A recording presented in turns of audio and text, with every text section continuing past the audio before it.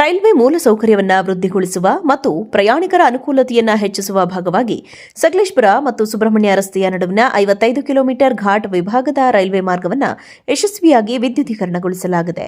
ಅತ್ಯಂತ ಸವಾಲಿನ ಭೂಪ್ರದೇಶದಲ್ಲಿ ಸಾಧಿಸಿದ ಈ ಮೈಲಿಗಲ್ಲು ಆಧುನಿಕ ಮತ್ತು ಶುದ್ಧ ಶಕ್ತಿ ಮೂಲಸೌಕರ್ಯ ನಿರ್ಮಾಣದೆಡೆಗಿನ ಭಾರತೀಯ ರೈಲ್ವೆಯ ದೃಢ ಬದ್ಧತೆಯನ್ನು ಪ್ರತಿಬಿಂಬಿಸುತ್ತದೆ.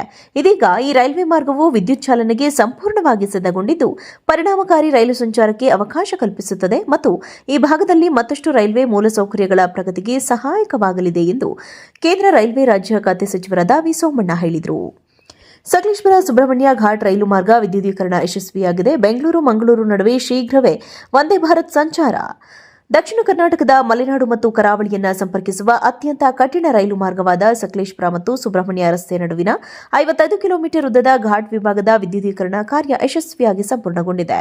ಭಾನುವಾರ ಮಾರ್ಗದಲ್ಲಿ ವಿದ್ಯುತ್ ಲೋಕೋಮೋಟಿವ್ನ ಪ್ರಾಯೋಗಿಕ ಸಂಚಾರ ಯಶಸ್ವಿಯಾಗಿದ್ದು, ಈ ಮೂಲಕ ಬೆಂಗಳೂರು ಮಂಗಳೂರು ನಡುವೆ ವಂದೇ ಭಾರತ್ ರೈಲು ಓಡಾಟಕ್ಕೆ ದಾರಿ ಸುಗಮವಾಗಿದೆ.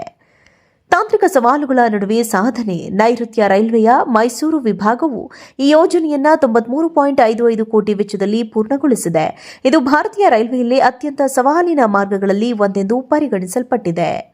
ಮಾರ್ಗದ ಪ್ರಮುಖ ವೈಶಿಷ್ಟ್ಯತೆಗಳು: ದೂರ 55 ಕಿಲೋಮೀಟರ್, ಸುರಂಗಗಳು 57 ಸುರಂಗಗಳ ಮೂಲಕ ಹಾದು ಹೋಗುವ ಮಾರ್ಗ. ಇನ್ನು ಸೇತುವೆಗಳು 258 ಬೃಹತ್ ಹಾಗೂ ಸಣ್ಣ ಸೇತುವೆಗಳು, 108 ತೀಕ್ಷ್ಣವಾದ ವಕ್ರಗಳು. ವಿದ್ಯುದೀಕರಣ ಕಾರ್ಯವು ಡಿಸೆಂಬರ್ 1, 2023 ಆರಂಭವಾಗಿದ್ದು, ಈ ಮಾರ್ಗವನ್ನು ಗರಿಷ್ಠ 120 ಕಿಲೋಮೀಟರ್ ಪ್ರತಿ ಗಂಟೆ ವೇಗದಲ್ಲಿ ಸಂಚರಿಸಲು ಅನುಗುಣವಾಗಿ ವಿನ್ಯಾಸಗೊಳಿಸಲಾಗಿದೆ. ಸುರಂಗಗಳಲ್ಲಿ ವಿದ್ಯುತ್ ಕಂಬಗಳ ಬದಲಿಗೆ 419 ಮುಖ್ಯ ಬ್ರಾಕೆಟ್ಗಳನ್ನು ಅಳವಡಿಸಲಾಗಿದೆ.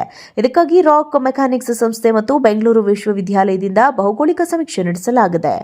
ಭಾರೀ ಮಳೆ, ಭೂಕುಸಿತ ಮತ್ತು ಶಿಲಾಪಾತಗಳ ನಡುವೆಯೂ ಈ ಕಾಮಗಾರಿ ನಡೆಸಲಾಗಿದೆ. ದುರ್ಗಮ ಪ್ರದೇಶಗಳಿಗೆ ರೈಲು ಮಾರ್ಗದ ಮೂಲಕವೇ ಸಾಮಗ್ರಿಗಳನ್ನು ಸಾಗಿಸಿ ಕೆಲಸ ಪೂರ್ಣಗೊಳಿಸಲಾಗಿದೆ. 2026ರಲ್ಲಿ ವಂದೇ ಭಾರತ್ ಭಾಗ್ಯ ಘಾಟ್ ವಿಭಾಗ ಸಂಪೂರ್ಣ ವಿದ್ಯುದೀಕರಣಗೊಂಡಿರುವುದರಿಂದ ಸೆಮಿ ಹೈಸ್ಪೀಡ್ ರೈಲಾದ ವಂದೇ ಭಾರತ್ ಸಂಚಾರಕ್ಕೆ ಈಗ ಯಾವುದೇ ತಾಂತ್ರಿಕ ಅಡ್ಡಿ ಇಲ್ಲ. ಈಗಾಗಲೇ ಕೇಂದ್ರ ಸಚಿವ ಎಚ್.ಡಿ. ಕುಮಾರಸ್ವಾಮಿ ಹಾಗೂ ಸಂಸದ ಕೋಟಾ ಶ್ರೀನಿವಾಸ್ ಪೂಜಾರಿ ಅವರು ಈ ಕೆಳಗಿನ ಮಾರ್ಗಗಳಿಗೆ ಪ್ರಸ್ತಾವನೆ ಸಲ್ಲಿಸಿದ್ದಾರೆ. ಬೆಂಗಳೂರು ಮಂಗಳೂರು, ಬೆಂಗಳೂರು ಕಾರವಾರ, ಬೆಂಗಳೂರು ಉಡುಪಿ, ಗೋವಾ ಈ ಪ್ರಸ್ತಾವನೆಗಳಿಗೆ ಶೀಘ್ರವೇ ಅನುಮೋದನೆ ದೊರೆತರೆ 2026ರ ವೇಳೆಗೆ ಕನ್ನಡಿಗರು ಘಾಟ್ ಸೆರಗಿನಲ್ಲಿ ವಂದೇ ಭಾರತ್ ರೈಲಿನ ಪ್ರಯಾಣದ ಅನುಭವವನ್ನು ಪಡೆಯಬಹುದಾಗಿದೆ.